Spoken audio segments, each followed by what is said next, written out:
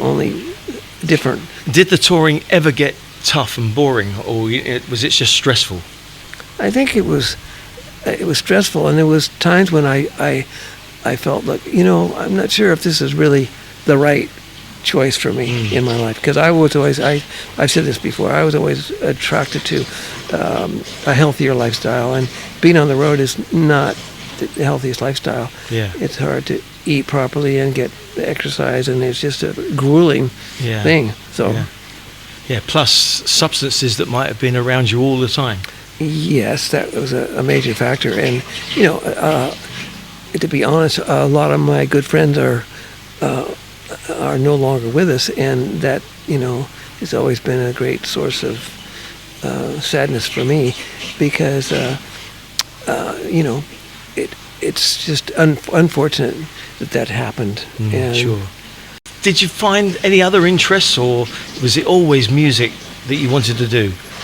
Well, the last band I was in was a band called Rat Dog with Bobby Weir, and we had a great drummer, and we had a stand-up bass player, Rob Wasserman, who played with a lot of greats, and it was just a quartet. And although we added different people along the way, not the least of which was Johnny Johnson, who played with Chuck Berry, one of the probably the best blues keyboard player around. That was a lot of fun. But finally, I told the guys, I said, look, I've had enough, and I quit. And I moved to Hawaii and got involved in other things, and then ended up here in Thailand. Well, that was going to be my next question. What actually brought you to Thailand? I mean, this whole world could have attracted you, but places in the whole world. But why Thailand?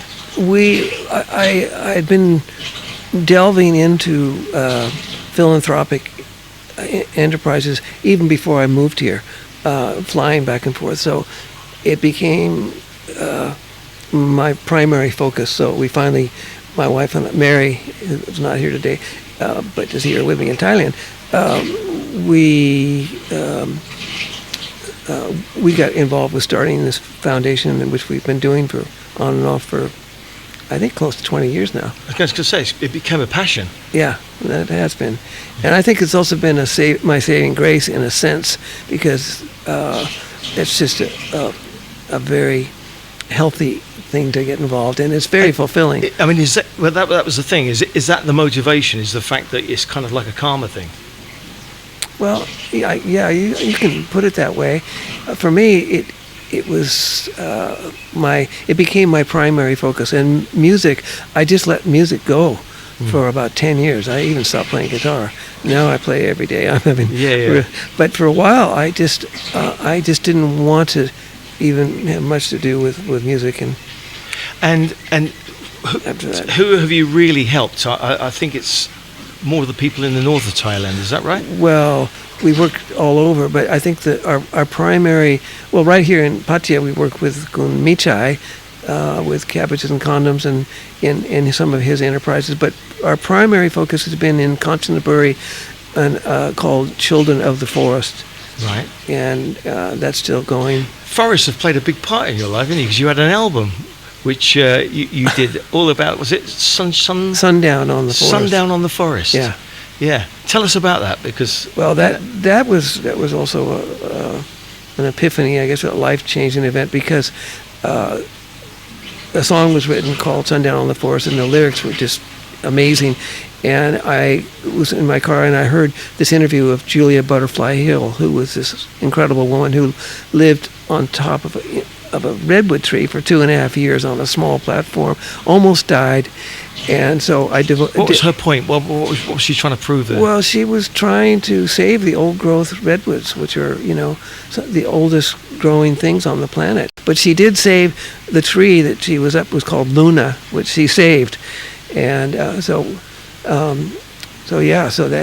that was essentially, that changed my life, because I went down to Hollywood and got this thing called the Genesis Award, which I don't know if I really deserved it.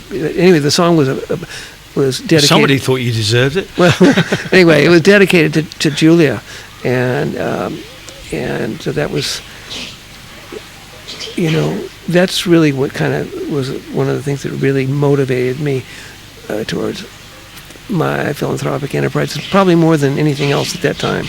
Okay, so you came to Thailand, and what kind of fundraising events did you do, or how did you raise the money to help these people? That's always the challenge with any philanthropic enterprises, and so at first you just I organized a few benefit concerts, and my old pal Bobby Weir from the Dead, he did a couple of shows. It helped raise some money, and then and eventually my father, who's had a very successful business in the airline business. Anyway, he started a foundation and started funding us because he really started believing what we were doing, and so that was our major source of funding for a long time. That's no longer the case anymore. Right. So you have to find other ways now. Yeah, we're kind of struggling with Children of the Forest these days because with everything that's going on with COVID and everything. Sure. So yeah. It's not the same. It's difficult for everybody. Yeah. And how do you see your future now? I mean, you're here in Pattaya. You've got a few very good musical friends here. I do. And what are you working on now? Well, I've got this collection of recordings that I've had started in 1969 with some of the all-time great blues people such as Sunnyland Slim, Luther Tucker, who's a guitar player for Muddy Waters, John Lee Hooker, Barney McGee, all these greats. So I owe it to them and to myself to get these things finished and get them out there. And they're this close to being finished. Yeah. So, but that's going to be quite valuable. But also, I think people are going to. There's going to be a lot of interest in that. Well, I hope so. There obviously these guys have recorded. They have a lot of recordings out there, but these are different in ways that it's hard to explain at the moment. Every song that I record will have some dialogue story to go along with it, because it's not just these guys. And then it's kind of complicated because besides the blues guys, I've got all the influential Bay Area bands like people from the Starship and the Jefferson Airplane and Moby Grape and some of those other Quicksilver. Anybody that knows Bay Area would know those bands. Yeah. So. Yeah. Well, what an interesting life. Yeah. Would you say when you look back on your life, what has been the big high point for you? That's a difficult question because there's probably so many.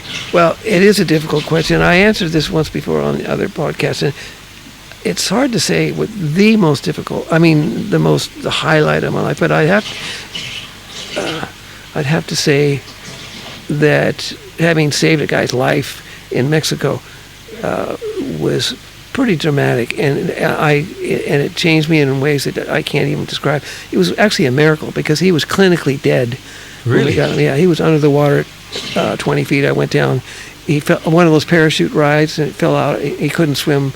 Big black guy, and he was dead. We got him back on the board. We were pounding on him, and no life. And finally, everyone thought there was no hope, but we brought him back to life, and the rest of the story is pretty miraculous. I think I'll say that. Wow, yeah. But anyway, it's that having done something like that, when that happens, is pretty monumental. Yeah. And it's very moving. Yeah. It's hard to describe, really. Yeah. And finally, what is it about Pattaya that draws you here? Well, I've lived all over Thailand, and I'm here in Pattaya primarily because we've got a great recording studio here that we're working out of, and there's great talent here. This is I think the primary reason for me personally, and it's different for everybody, is that there's a lot of creativity and talent, yourself included, people living here. So I try.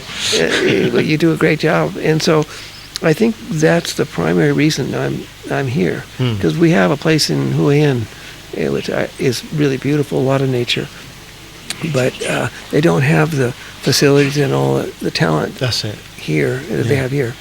You've got everything here, haven't you, really? You do, indeed, yeah. Well, Matthew, thanks so much for coming to my house here, recording with me. how about you see us out with a nice little musical piece on your dobro? Okay, well, I just gonna play it. Just hold around and play a little bit. Yeah. Let's put the microphone down there like that.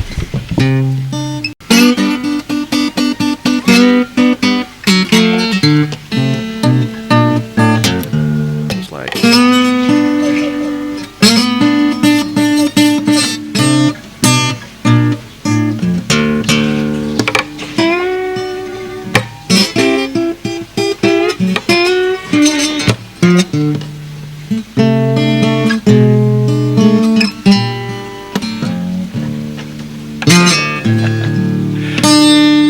Fabulous. What a great sound. Yeah, thank you. Thank you, Matthew. Thank you. We love Pattaya. We love Pattaya. We love it.